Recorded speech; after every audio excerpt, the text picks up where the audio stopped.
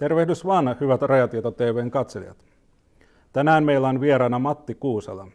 Hän on henkisen tien kulkija. Sen lisäksi hän on myös eläköitymään päin oleva kirjailija. Terve vaan, Matti, ja tervetuloa tähän lähetykseen. Terve ja kiitoksia. Tuo eläköitymään päin kuulosti vähän hassunkuriselta sen takia, että mulla on jatkuvasti sellainen tunne, että ne kaikki mun elämäni tärkeimmät asiat on vielä tekemättä. Eli monta kirjaa pitäisi saada aikaiseksi ja niitä suunnitelmia kertyy ja jossain vaiheessa pitäisi saada niitä jälleen ulos julkaistuksi. Mutta eikö sekin taas toisaalta ole eläke nimenomaan se aika, jolloin tätä aikaa kaikkein eniten näihin kirjojen on, että työelämässä aktiivisena mukana olevalla niin hyvin vähän sitä aikaa kaikkein ylimääräisen. Voitko aloittaa kertomaan hieman taustastasi? Mä oikeastaan mieluiten lähden siitä taustasta, mitä on usein ennenkin kertonut kyllä, ja se alkaa Hyvinkäältä, jossa kasvoin niiden mäntykankaiden ja mäntymetsien keskellä. Ja eräänä kesäpäivänä kävi niin, että luokkakaverini Leo tuli meidän pihaan ja pyysi, että mä lähtisin kirjastoon, ja me mentiin sitten Hyvinkään kirjastoon, ja siellä Leo otti hyllystä sitten kirjan, joka oli Lentäviä lautasia, onko niitä? Ja toinen kirja oli Olen ollut lentävällä lautasella.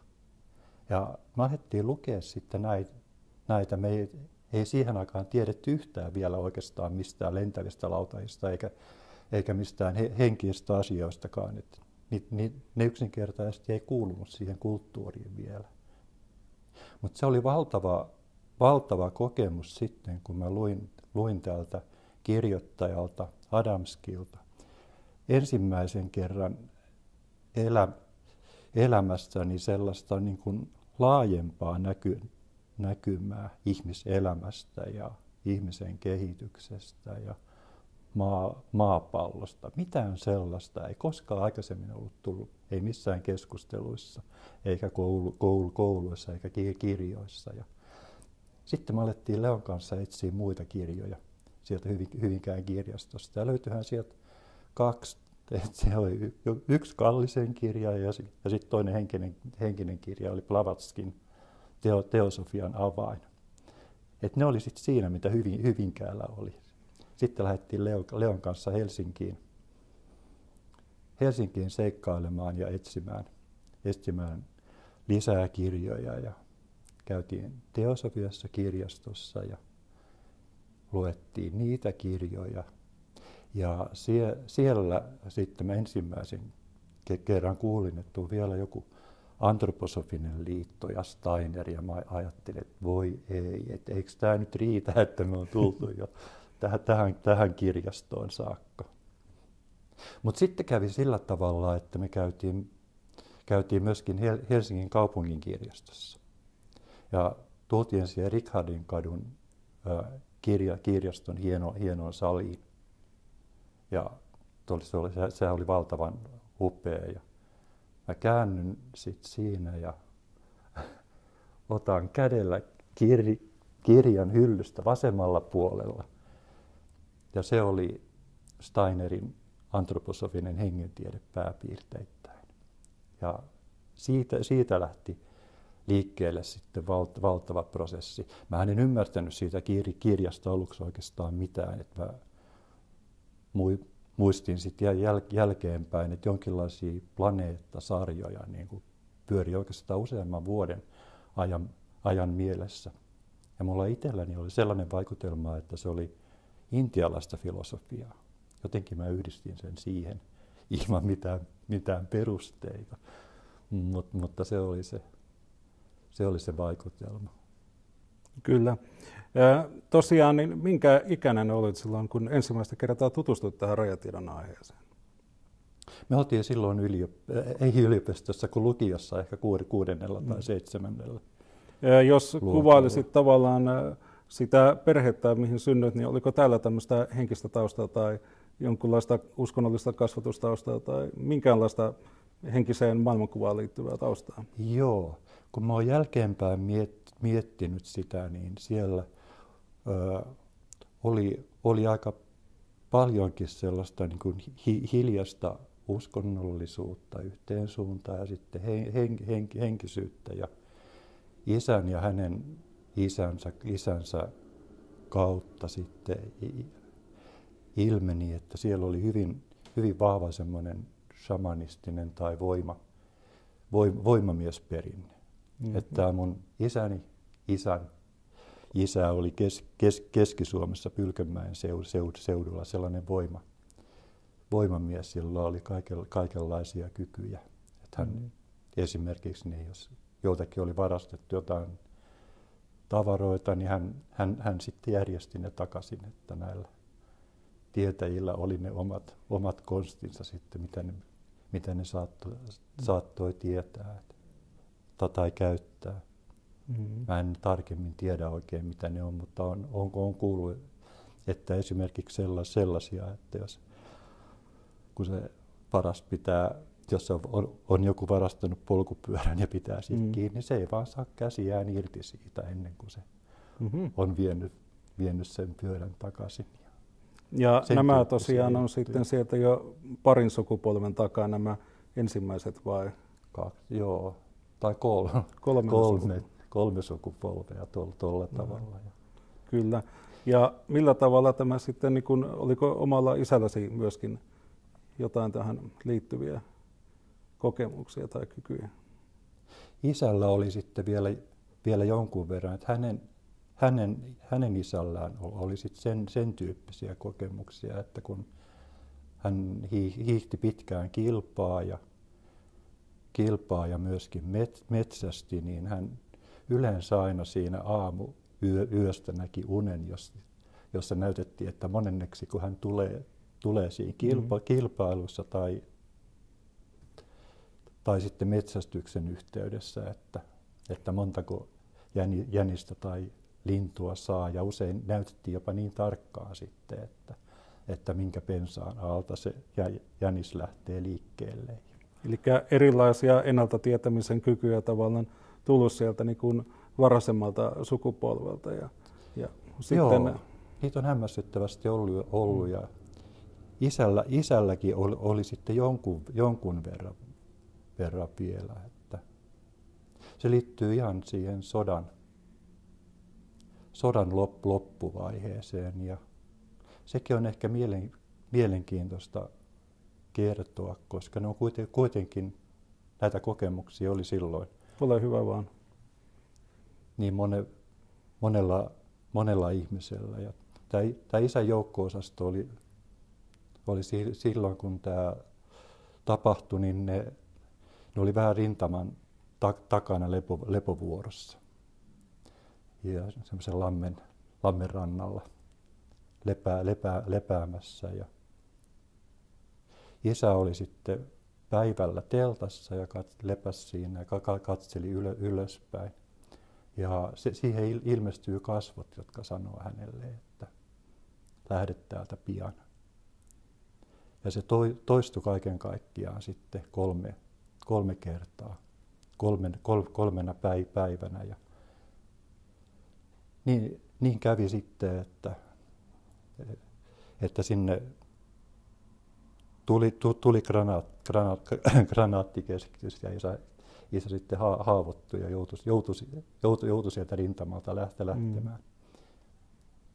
Mutta se, mikä tässä on oikeastaan sitten hyvin koskettavaa, niin on sitten se, että vuosikymmeniä myöhemmin, ja mä luulen, että se oli ehkä 80-luvun alkua,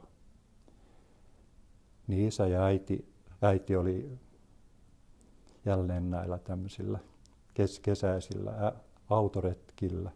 Ja ne oli Valmon luostarissa käymässä silloin.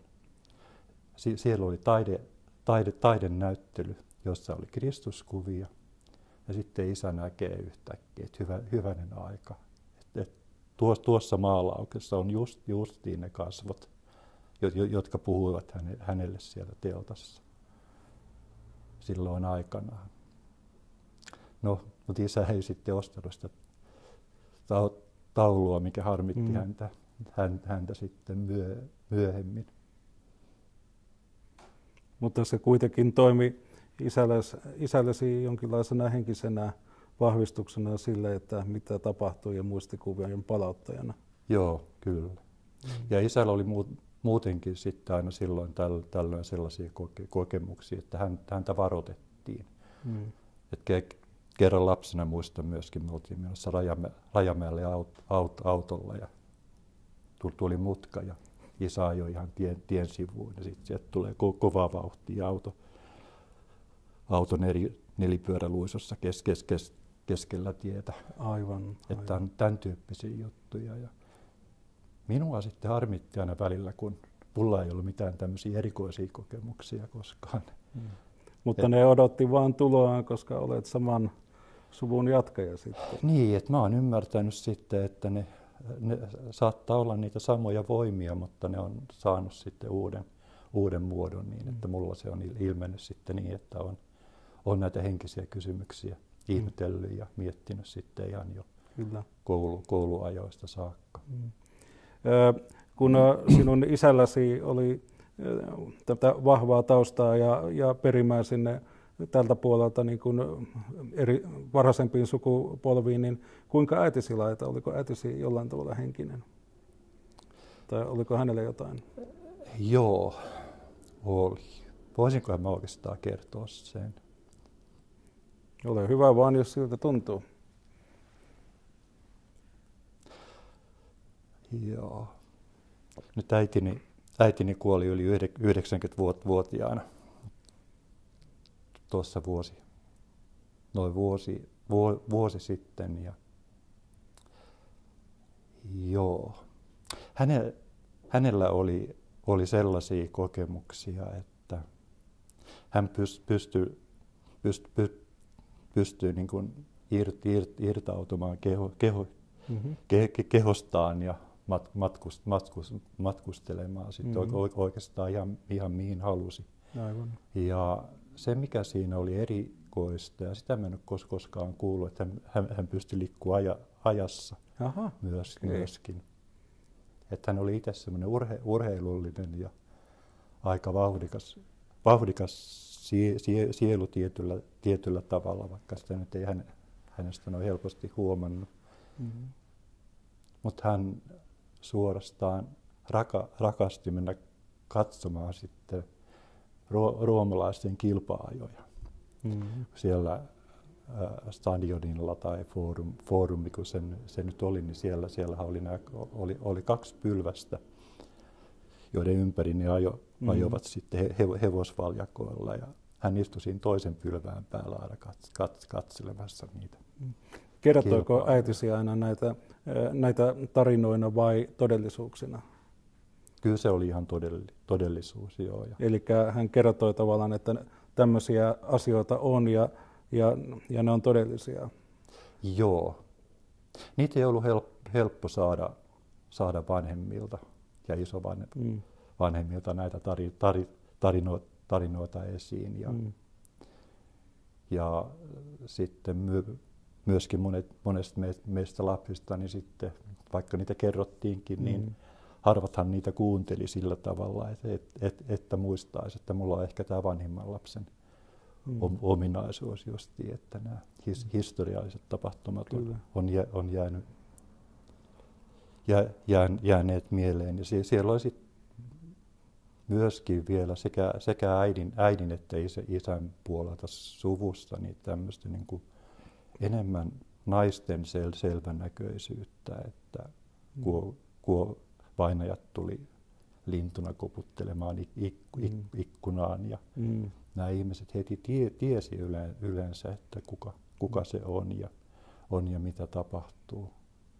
Äidillä oli joskus nuorempana sellaisia symbolisia unia, joiden tulkintoja mä en enää muista, mutta ne tiesi ihan tarkkaan, että jos näytetään vaikka jotain lakanaa, niin se tarkoittaa ihan tiettyä asiaa. Ja tässä on jännä se, että mä olisin ymmärtänyt jälkeenpäin sen, että näitä unia on hyvin, hyvin vaikea tulkita. Että jos ei tiedä, mitä ne tarkoittaa, niin ei sitä kyllä oikein mistään unikirjasta voi selvittääkään. Että jos tietää, niin tietää, mutta jos ei tiedä, niin ei tiedä. Eli onko ikään kuin nämä unet toimivat jokaiselle henkilökohtaisen symboliikan kautta, eli tavallaan äitisi lakana oli juuri hänelle tarkoitti tiettyä ja sitten jonkun toisen kokemana, niin tavallaan henkilökohtainen symboliikka omaan elämään sidoksissa sitten ja ajattelumaailmaan. Tai sitten se on sukuvirtaan liittyvä tietty ominaisuus tai symboliikkielin, jonka ne sitten tuntee.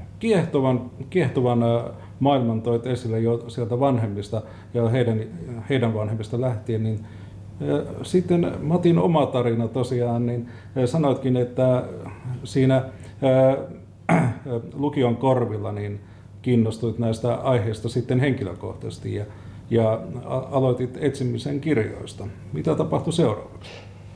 Joo, siinähän tuli sitten kaikki nämä valtavat hippiajat, jolloin semmoisia henkisiä asioita ja näkymiä maailmaan avautui valtavasti. Ja se ikään kuin kääntyi sitten hyvin nopeasti myöskin siihen vasemmistolaiseen ja työväenliikkeen niin kuin solidaarisuus yhteisyyteen ja sitten luin myöskin Marxia ja Leniniä ja näitä. Ja mulla kesti vuosikausia miettiä ja työskennellä sitä, että miten ihmeestä on, kun Steiner sanoo, että maailman alkuperä on henkinen ja sitten Marx ja ne ystävät kirjoittaa taas, että kaikki on lähtöisin materiasta. Ja sitä oli todella vaikea ymmärtää. Ja toinen asia, mikä oli vaikea ymmärtää, oli Steinerissa sitten se, kun aloin enemmän lukea hänen kirjojaan. Että miten yksi mies voi tietää näin paljon asioita eri jutuista. Ja se vaikutti niin kuin täysin mahdottomalta siihen aikaan, koska se oli niin poikkeavaa verrattuna kaikkiin muihin tietäjiin. No tietysti onhan niitä muitakin, että Suomessakin Pekka Ervas liikkui hyvin laajoilla alueilla. Kyllä. Ja sinulla tosiaan on kulkenut sitten tavallaan tämmöistä kaksi elämänjanaa siinä mukana, että toinen on ollut tämmöisiä poliittisia kiinnostuksia ja toinen henkisiä kiinnostuksia. Ja näiden yhteensovittaminen on sitten aina vaatinut omat niksinsä vai miten? Joo, toi on ihan totta. Mä en ollut oikeastaan nyt aikaisemmin tajunnutkaan, että nämä yhteiskunnalliset ja henkiset kysymykset oli todella jo siihen aikaan 70- tai 60-luvulla niin voimakkaasti esillä. Ja sitten tämä suuri tiedon kysymys, mikä siinä oli, niin siihen tämmöinen niin kuin itäinen tai venäläinen elämänlaatu kosketti myöskin hyvin voimakkaasti. Et mulla oli sitten vuonna 1972 kaikki nämä kysymykset alkoi käydä hyvin vaikeaksi ja oli semmoinen vaihe, että mä en sitten oikein ymmärtänyt, että mitä ihmettä täällä oikein pitäisi tehdä. Mä muutin vähäksi aikaa sitten Hyvinkäälle takaisin ja elin mummuni luona siellä sitten kevätkauden ja luin valtavasti. Luin just Pekka Ervastin sen suuren elämäkerran ja sitten tuli hämmästyttävästi Solohovin kirjat Aron Raivaajat ja Hiljaa virtaa Don. Ja niitä kun mä luin, että miten se, niin kuin se valtava maa-alue siellä, Volgan mutkassa, miten se niin kuin elää niiden ihmisten kanssa yhteydessä. Ja suuri taivas yläpuolella ja sitten ne ihmiset elää siinä niin kuin oman elämän käsityksensä ja sitten uuden marksilaisuuden tai kommunismin niin kuin yhteydessä, ristiriidassa tai harmoniassa ja sodassa ja kaikkea mitä siinä tulee. Niin silloin mä aloin jollain hämmästyttävällä tavalla ymmärtää sitä, miten tämä yhteys maahan ja taivaaseen tai maahan ja henkeen, että miten se oikein toimii. Ja sitten sinä kesänä 1972, kun mä kävin sitten antroposofisessa kesäseminaarista, niin silloin kaikki jotenkin niin kuin kloksahti paikalleen ja kävi ostamassa suuren saksalais-suomalaisen sanakirja, että pääsin lukemaan sitten saksaa oikein kunnolla. Aivan. Eli Steineria alkukielellä. Kyllä. Joo. Mainitsit tästä taivaan ja maan niin kuin yhteensovittamisessa maailmankuvassasi, niin mitä se vaati? Mikä oli se oivallus siinä? Miten se toteutui? Mä en osaa sitä oikein selittää muuten kuin, että se tuli siitä silloin niin, tämän Solohovin kirjojen kautta. Mutta nyt mä ymmärrän sen vähän paremmin, että ihmisen paikka on todellakin olla juurtunut maahan ja olla juurtunut taivaaseen tai henkeen. Ja siinähän on semmoinen tärkeä asia, että silloin kun ihminen kiinnostuu yleensä henkisyydestä ja enkeleistä ja henkeistä maailmasta ja henkeistä kehityksestä, niin se pyrkimyksen suunta ja vapautumisen suunta on aluksi aina ylöspäin. Kokee, että jes, nyt mä pääsen vapaaksi tästä niin kuin arjen ja aineellisuuden kaalleista ja pystyn nousemaan jonnekin korkeammalle.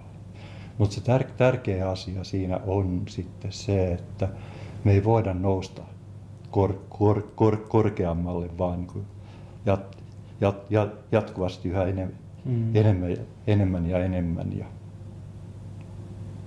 Mutta kun me ei tiedetä sitä, niin helposti käy niin, että moni sitten sen alkukohoamisen ja sen innostuksen ja ihanuuden jälkeen jää sitten ihmettelemään, että mikä ihme on vikana, kun mä en sitten pääse niihin suuriin korkeuksiin ja henkisyyteen enemmän. Ja sitä voi jäädä moneksi vuodeksi tai vuosikymmeniksi ihmettelemään, junnaa ikään kuin paikoillaan.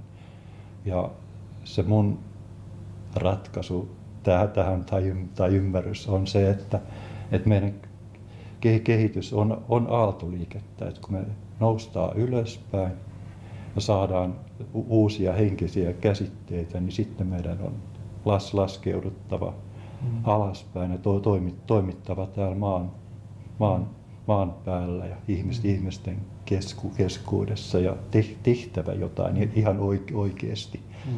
Että se on se henkisyyden toinen puoli. Sitten voi taas nousta ylöspäin.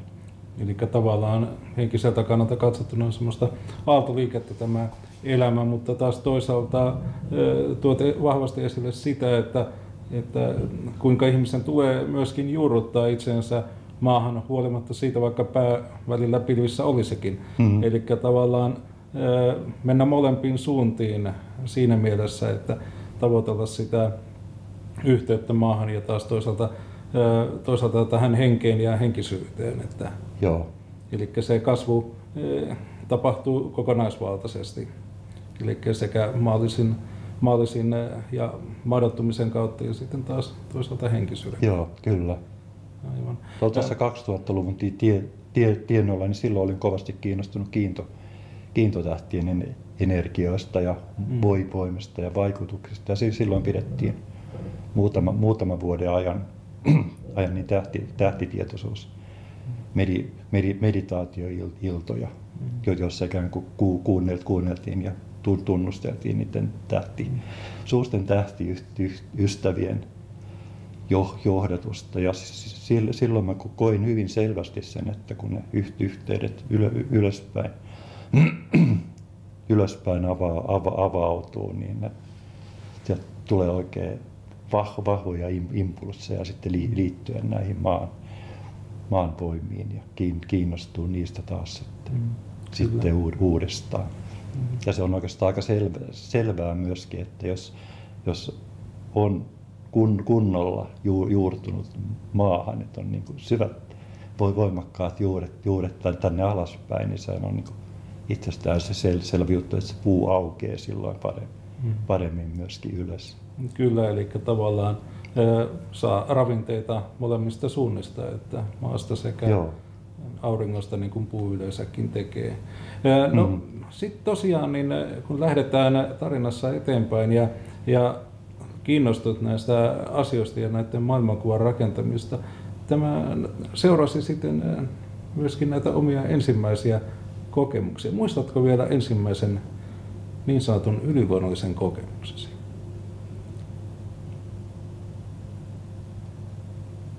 Joo, se saattaa olla mun ensimmäinen meditaatiokokemus jossain siinä noin vuoden 70 tienoilla. Asuin silloin pienessä alivuokralaiskämpässä ja siellä oli nojatuoli.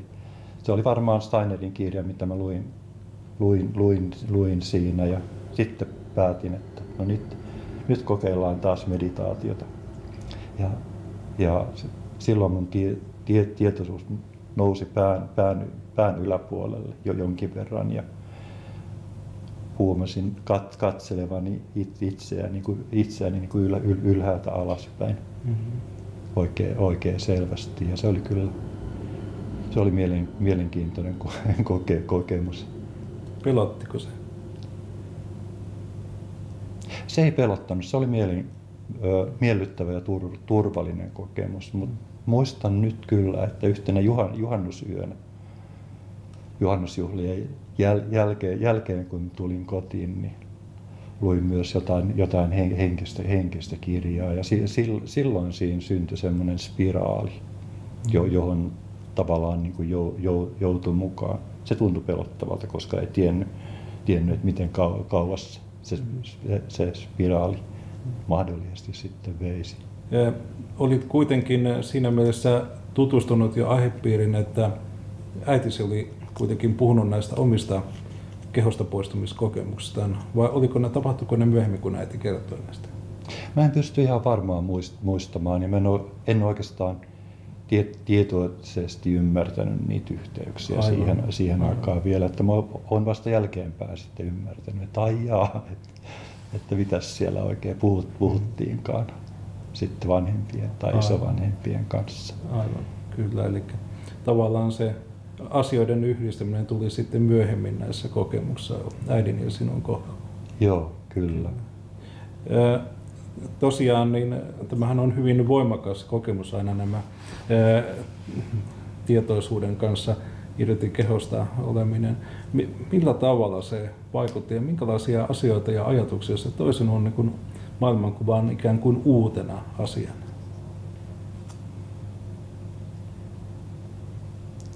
Ehkä siinä jonkinlainen vastuu.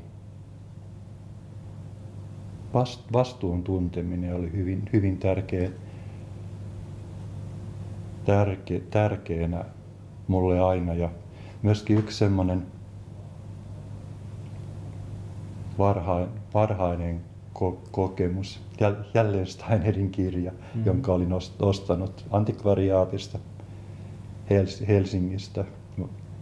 Siihen aikaan asuin Hyvinkäällä vielä, ja luin sitä ja ihmettelin, että selvänäköisyys, että mitä ihmettä, että jos musta tulee selvänäköinen, niin silloinhan mä saan ikään kuin etua toisiin ihmisiin nähden, ja haluanko Haluanko minä sitä? Haluanko mä saada jotain sellaista tietoa, mitä muilla ihmisillä ei ole? Mutta tämä kysymys on selkiintynyt sitten myöhemmin kyllä sillä tavalla, että jos henkistä tietoa saa, niin se on todella sitten, sen tarkoitus on käyttää sitä kaikkien hyväksi ja koko ihmiskunnan hyväksi, että voinee aika hyvin sanoa, että jos käyttää sitä itsekkäästi sitä tietoa, niin silloin se ei ole niin kuin ihan sitä keskitien tietoa kuitenkaan. Mutta tämä on suuri ja vaikea kysymys, tämä niin kuin itsekkyyden ja niin kuin epäitsekkyyden välinen kysymys ja ihmiskunnan auttaminen. Että jos yrittää taas olla niin kuin liian epäitsekäs, niin ei sekään toimi. Et meidän täytyy kuitenkin käydä läpi kaikki tuntemukset, ja jos on suuttumuksia ja suruja ja ties mitä, niin vaikka henkisissä kirjoissa sanotaan, että ei ole hyvä olla suuttunut, niin jos mä suljen sen suuttumuksen pois, niin se on vaan sit siellä seinän takana ja odottaa, kunnes se pääsee taas jossain uudessa muodossa esille. Eli meidän täytyy työstää kaikki ne kokemukset, mitä meillä tulee vastaan. Et siinä mielessä henkiset kysymykset ja henkiset tehtävät on hyvin yksinkertaisia. Että kaikki, mitä meille annetaan ulkopuolelta, kaikki tilanteet, niin ne kuuluu meille ja ne on meidän itse selvitettävä. Ja oikeastaan just se, että jos mä koen, että minä itse olen se, joka on kehon tällä puolella, niin toinen puoli minusta itsestäni, voisi sanoa korkeampi itse, on se joka kohtaa mua sitten ulkopuolelta. Aivan. Että näiden kahden harmonisointi ja selkeyttäminen on yksi näitä keskeisiä henkisiä tehtäviä. Niin. Seurasiko tästä mainitsemastasi kehosta poistumiskokemuksessa sitten muita vastaavanlaisia kokemuksia tai jotain muuta, mikä hämmästytti nuoren miehen mieltä? Ei sinänsä, että ne oli ton tyyppiset kokemukset on ollut sitten hyvin ainutlaatuisia.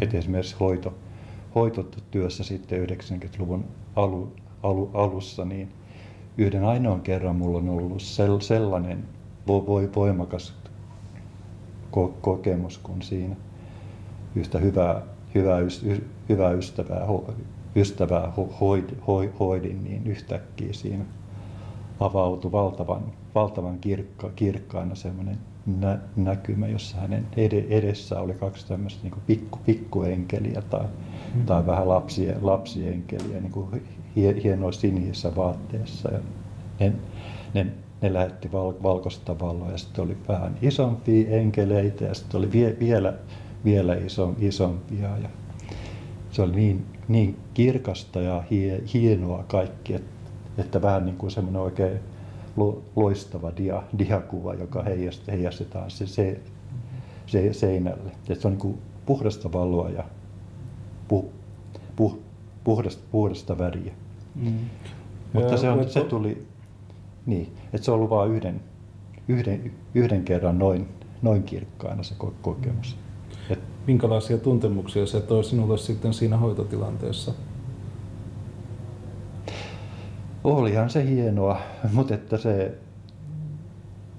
ei se sinällään siihen hoitoon millään tavalla vaikuttanut. Että se, miten mä sitten taas hoidan, niin ne on sellaisia energioita, mitkä ei oikeastaan tuu näköaistin kautta ollenkaan. Että se on enemmän semmoinen intuitiivinen alue, mitä voisi kuvata niin, että jos olisi niin kuin värikuva, mutta ottaa siitä värit pois, niin sitten tulee mustavalkoinen kuva ja sitten ottaa siitä vielä sen mustan ja valkoisenkin pois, niin se tieto, mikä jää sitten jäljelle, niin se on oikeastaan se, minkä mukaan mä kuljin eteenpäin. Muistatko, tulitko kysyneeksi tältä hoidettavana olevalta henkilöltä, että kokiko hän tässä hoidossa jotain hyvin erityistä suhteessa muihin aikaisempiin hoidossa olleisiin? Joo, kyllä me keskusteltiin siitä, mutta en muista ihan tarkkaan enää, että millä tavalla. Se oli kuitenkin yksi sellainen voimakas kokemus, joka sitten on jäänyt sinun mieleesi ja vaikuttanut jollain tavalla ajatuksiisi maailmasta ja maailman kuvasta. Joo, ne on ihania tuollaiset kokemukset. Ja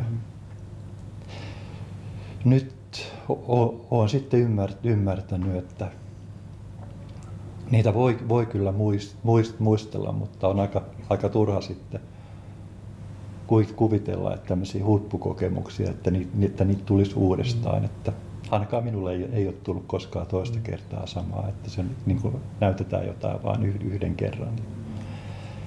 Ja sitten taas työstetään. Mitä arvelet tavallaan sen tarkoitukseksi, että miksi niitä ikään kuin vain näytetään? Se saattaa olla niin, että kun tulee joku uusi henkinen alue tai vyöhyke vastaan, niin ehkä just sillä kohtaa, kun koskettaa tavallaan sen uuden alueen pintaan, niin se muodostuu tämmöiseksi visioksi. Ja sen jälkeen sitten työstetään eteenpäin ja uurastetaan. Voisiko ikään kuin sanoa, että aina uuden vyöhykkeen kun on saavuttanut, niin näytetään jotain uutta, joka muokkaa sitä omaa maailmankuvaa ja sitä visiota maailmasta ja siitä, mitä teet. Onhan se valtava rohkaisu. Mutta täytyy varmaan ymmärtää sitten, että se on todella rohkaisu, että se ei ole se varsinainen tarkoitus, vaan se on ehkä vähän niin kuin kuva tai suunnitelma tai kartta siitä, että tämmöistä on. Ja nyt lähdetään sitten maastoon tutkimaan sitä mitä se asia on todellisuudessa. Eli ikään kuin se maailmankuva hieman näkyykin laajempana ja sinun pitää vaan mennä lähemmäs ja tutustua siihen tarkemmin, mutta tavallaan se vaan niin laajentuu yhä enemmän ja enemmän, mitä syvemmälle tavallaan uskaltaa ja rohkenee ottaa niitä askeleita. Joo. Niin nyt tulee mieleen, että toihan on vähän sama kuin jossain kiinalaisillahan oli tämmöinen kuva, että niin kuin voi mennä sisään maalaukseen, niin toihan on vähän sitä samaa. Aivan. Kyllä. No tosiaan niin maallinen elämä vei useisiin eri suuntiin nuorena. Mitä ryhdyit tekemään sitten työksesi? Joo. No tosiaan sitten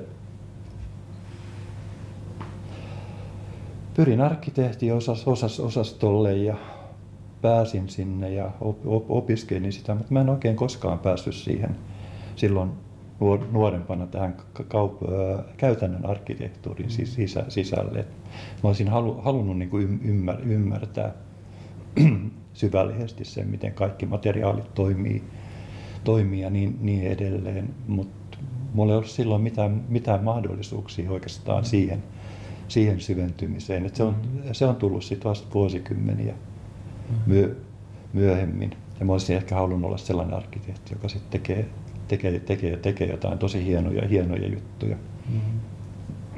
Mutta mä mietin sitten vaan kaikkia henkisiä kysymyksiä jatkuvasti siellä luennoilla. Että mä sitten päädyin tähän työskentelyvaihtoehtoon, että olin arkkitehtitoimistoissa ja insinööritoimistoissa ja sitten siellä olin tekemässä lähinnä asemakaavoitusta ja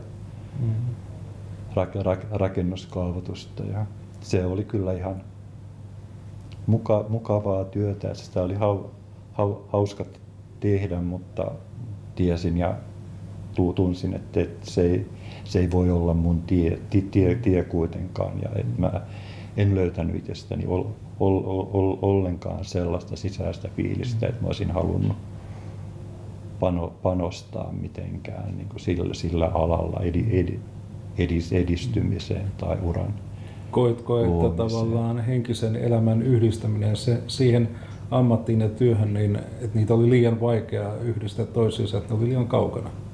Joo, se oli mahdotonta mulle siihen aikaan. Kyllä. Ja sitten mä aloin kiinnostua arkkitehtuurista Steinerin kautta kyllä voimakkaasti, mutta enemmän sitten tätä henkiseltä näkökannalta. Ja sitäkään ei oikein pystynyt sitten yhdistää käytäntöä vielä. Tai ainakaan mä en pystynyt siihen vielä. Joo, siinähän sitten tämän 72 vuoden kokemuksen jälkeen, jolloin niin kuin Steiner asettui paikalleen sieluuni, niin meni aika intensiivisesti mukaan sitten antroposofiseen työhön ja vähitellen siitä muodostui sitten oikein työ, josta sain palkkaa. Mutta yleinen kokemus Steinerista, jonka sain, niin se oli kyllä hämmästyttävä, kun jatkuvasti tuli uusia alueita ja sai huomata, että Steiner puhuu tästäkin ja sitten vielä tästä alueesta ja tästä ja arkkitehtuuristakin hän kertoo ja niin edelleen. Ja mulle oli myös semmoinen ihan ratkaisevasti syventävä kokemus se, kun sitten luin, miten hän vuoden 1907 Münchenin kongressissa, joka oli ensimmäinen suuri eurooppalainen teosofinen kongressi. Kun hän siellä sanoo, että miten koko kulttuuri on perustettava uudelleen henkiselle pohjalle. Että toi oli se, jonka mä huomasin, että jes, tää on niinku mun tehtävä.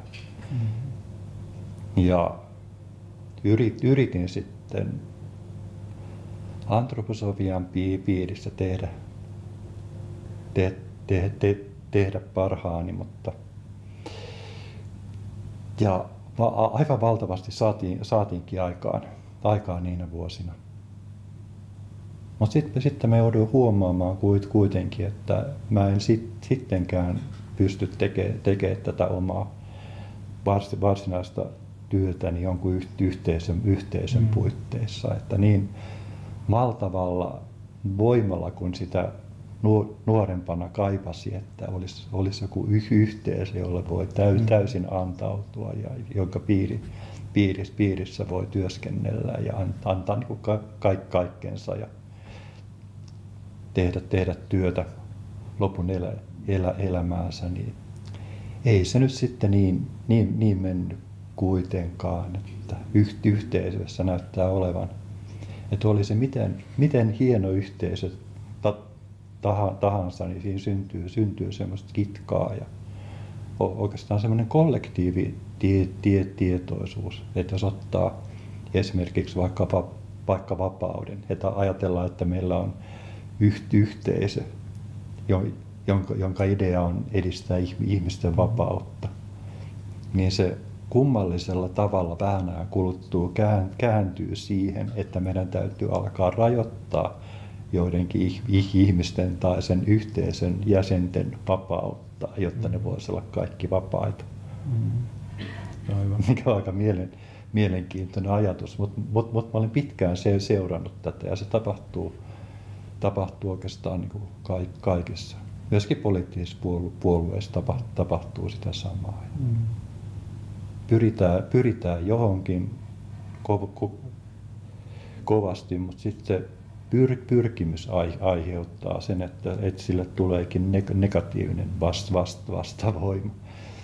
Ja tämän ilmiön takia mä oon yrittänyt nyt kaikessa siinä, mitä mä teen, niin toimii sillä tavalla, että mä en ole jäsenenä missään enkä perusta itse mitään juttuja, enkä pidä sellaisia kursseja, mihin olisi mitään pääsyvaatimuksia tai mihin pitäisi lupautua osallistumaan aina. Että kaikki on ihan vapaita, että kuka tahansa saa tulla mukaan milloin vaan. Ja ainakin itse kuvittelen, että se mahdollistaa sen, että jokainen voi olla vapaa, eikä synny niitä sellaisia kokemuksen tuomia varjopuolia, että niin kuin me ollaan nyt hyviä ja silleen. Kyllä. Jos pitäydytään nyt sitten tarinassasi, ja niin mitkä nostaisit semmoiseksi henkiseksi käännekohdiksi tavallaan sitten nyt jälkeenpäin, kun katselet vähän niin kuin elämääsi, mitkä on ollut siellä niitä olennaisia henkisiä käännekohtia, mitkä on tavallaan saanut sinut näkemään asioita yhä laajemmassa valossa? No oikeastaan kaikki nämä kokemukset, mitä mä nyt olen kertonut, niin on juuri niitä käännekohtia, mutta... Puuttuuko jokin vielä näistä? Joo, se semmoinen tavallaan kaikkein suurin ja merkittävin. Voisitko kertoa sen? Käännekohta, mikä on jatkunut sitten kyllä ja kehittynyt vuosikymmenien ajan, niin on se, että kun mä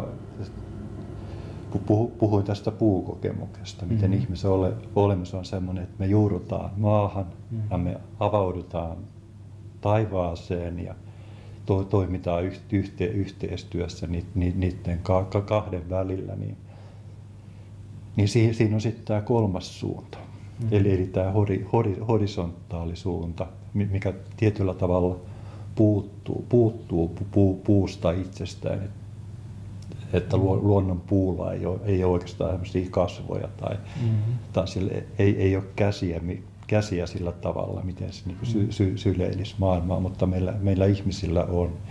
Ja tämä kolmas niin kuin vaakatason voima, niin se on Kristuksen aluetta. Ja koko kysymys Kristuksesta, niin se on ollut mulla jatkuvasti kyllä mukana, mutta sen ymmärtäminen ajatuksellisesti on ollut hirmuisen vaikeaa senkin takia, että nyt kun me ollaan workshopissa, henkisessä workshopissa tutkittu esimerkiksi vuorisaarnaa ja isä meidän rukousta, niin jo useamman vuoden ajan niin siitä alkaa löytää sen, miten uuden testamentin tekstit on rakentuneet niin, että niitä ei voi ymmärtää esimerkiksi minkään niin kuin menneisyyden kautta todella, vaan ne pitää pystyä kuorimaan ne käsitteet kaikista uskonnollisista ja käytännöllisistä ja semmoisista pintakerrokista, mitä niiden eteen on tullut.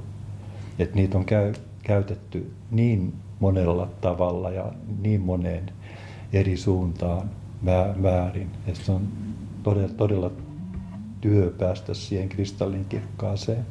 Eli periaatteessa uskonnosta täytyy löytää se perusydin, joka sitten loppujen lopuksi on uskonnoissa pitkälti sama.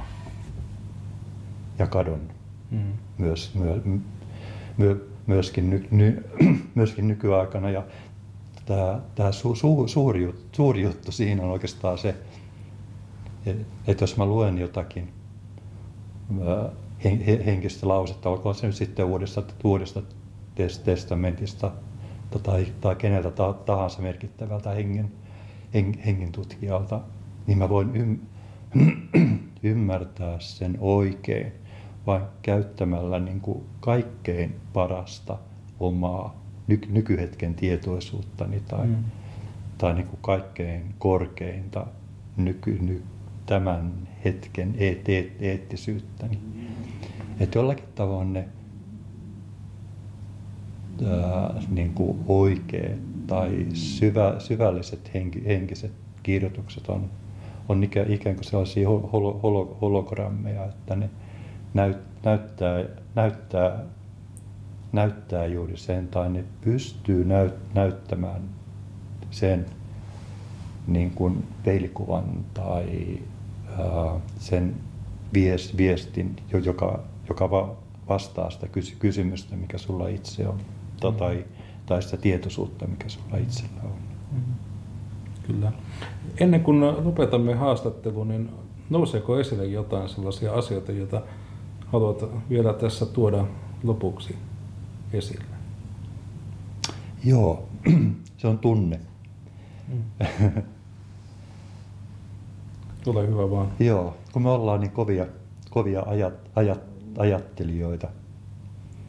Ja sitten kun me löydetään joitakin hyviä henkisiä käsitteitä, ja otan nyt Steinerin taas esimerkiksi, niin Steinerhan kuvaa asioita ja henkistä maailmaa myös hyvin selkeillä ja puhtailla käsitteillä.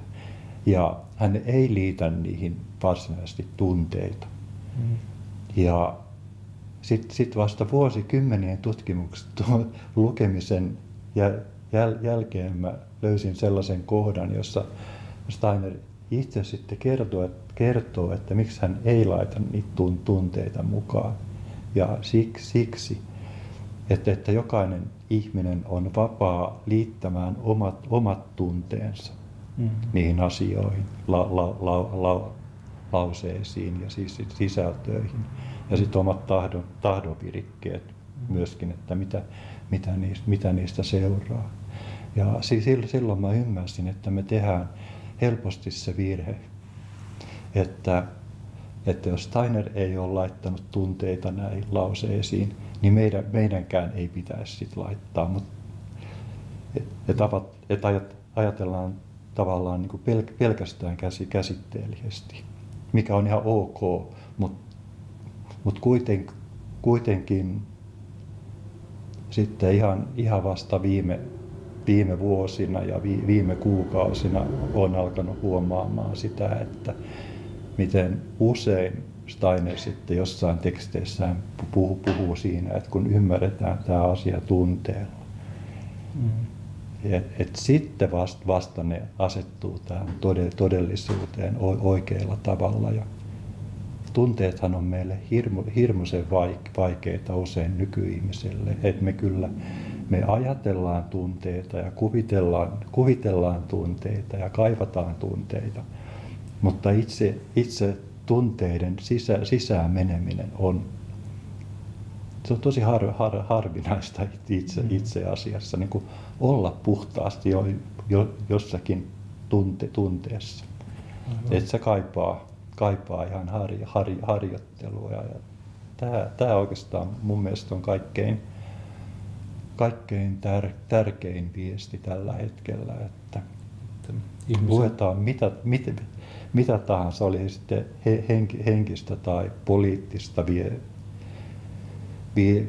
viestintää, niin aina yritä löytää se paras tai niin kuin oikein tunne, mikä siihen asiaan liittyy, niin se kertoo silloin, mikä on sen ajatuksen merkitys ihmisille ja ihmiskunnalle ja yhteisölle tai henkiselle kehitykselle.